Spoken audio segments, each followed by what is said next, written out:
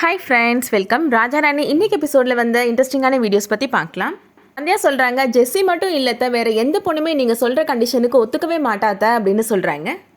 ஏற்கனவே ஆதியும் ஜெஸ்ஸியும் நல்ல மனநிலைமையிலே இல்லத்த, அவங்களுக்கு இப்போ இருக்கிற பிரச்சனையே பெரிய காயத்தை உருவாக்கி இருக்கும். நீங்கள் அதுக்கு மேலே கண்டிஷன்லாம் போட்டிங்கன்னா அவங்களுக்கு இடையில இருக்க காதலே விட்டு போயிடும் அத்த அப்படின்னு சொல்கிறாங்க. அதை கேட்ட உடனே வள்ளி பாட்டிக்கு கோபம் வந்துடுது. கொஞ்சம் வாயை மூடுறியா நீனு அப்படின்னு திட்டுறாங்க. இது என்ன வீடு, இங்கே பெரியவங்க சத்தத்தை விட நண்டு செண்டுக சத்தம் தான் அதிகமாக இருக்குது அப்படின்னு சொல்கிறாங்க. நீ என்ன பிள்ளைய வளர்த்து வச்சிருக்க சிவகாமி அப்படின்னு திட்டுறாங்க. தன்னோட பையன் என்ன பண்ணுறான் ஏது பண்ணுறான்னு அவனை நீ கவனிக்க மாட்டியா அப்படின்னு கேட்குறாங்க. இந்த விஷயம்லாம் ஊர்க்காரங்களுக்கு தெரிய வந்துச்சுன்னா குடும்பத்தோட மான மரியாதையே போயிடும் அப்படின்னு சொல்கிறாங்க. இதுதான் நீ குடும்பத்தை இத்தனை வருஷமாக பார்த்துக்கிட்ட லட்சணமா அப்படின்னு திட்டுறாங்க சிவகாமியை.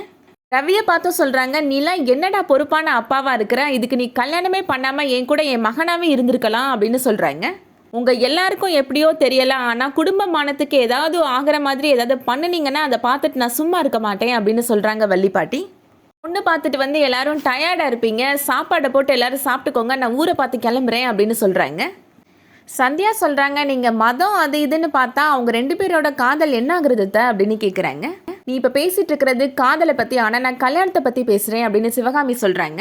கல்யாணம்னா எல்லா விஷயத்தையும் பார்க்க தான் செய்யணும் அப்படின்னு சொல்கிறாங்க. அதுக்கு சந்தியா சொல்கிறாங்க, இது மற்ற கல்யாணம் மாதிரி இல்லைத்தா, ஆதி ஜெஸ்ஸியை ஏமாற்றி இருக்கிறான், நம்ம பக்கம் குறை இருக்குது, அப்போ நம்ம கொஞ்சம் விட்டு கொடுத்து தான் அத்தை போகணும் அப்படின்னு சொல்கிறாங்க.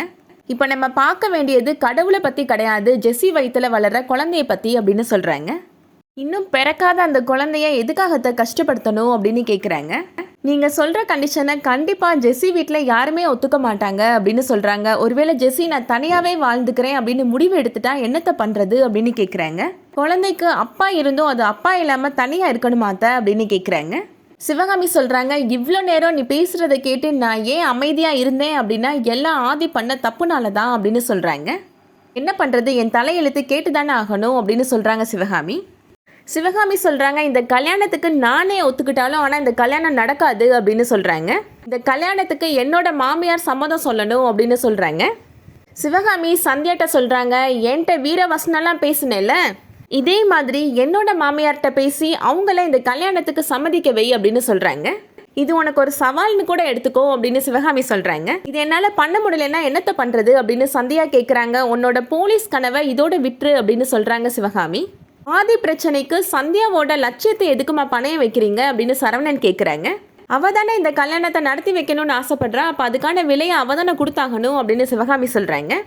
சந்தியா சொல்கிறாங்க, என்னோட பிரச்சனையாக இருந்துச்சுன்னா நான் உடனே முடிவு எடுத்துருவேன், இது ஆதி ஜெஸ்ஸி அந்த குழந்தை சம்மந்தப்பட்ட விஷயம் அப்படின்னு சொல்கிறாங்க சந்தியா. என்னால் இந்த சவாலுக்கெல்லாம் உடனே ஒத்துக்க முடியாதத அப்படின்னு சந்தியா சொல்கிறாங்க. கல்யாண விஷயத்தில் என்னோட மாமியார் சம்மதம் தான் ரொம்ப முக்கியம் அப்படின்னு சொல்லிட்டு போயிடுறாங்க சிவகாமி. சரவணன் சந்தியாட்ட சொல்கிறாங்க, ஜெஸ்ஸி ஆதி கல்யாணத்துக்கு பாட்டியையும் அம்மாவையும் சம்மதிக்க வேண்டிய பொறுப்பு என்னோடது அப்படின்னு சொல்லிடுறாரு.